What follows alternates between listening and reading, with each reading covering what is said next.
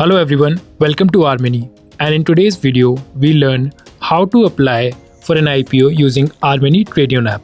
So without wasting any time, let's get started. So once you open the app, go to the investment section and here you will find an IPO option.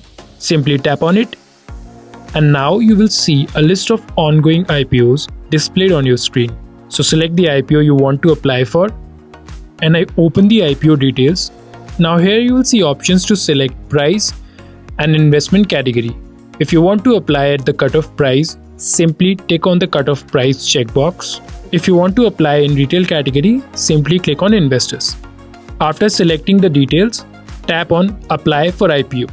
Now here you have to enter your UPI ID and click on apply. IPO application will be successfully submitted. All you need to do is to approve the UPI mandate from your UPI app. Once the mandate is approved, you can easily track your IPO application status directly from the app.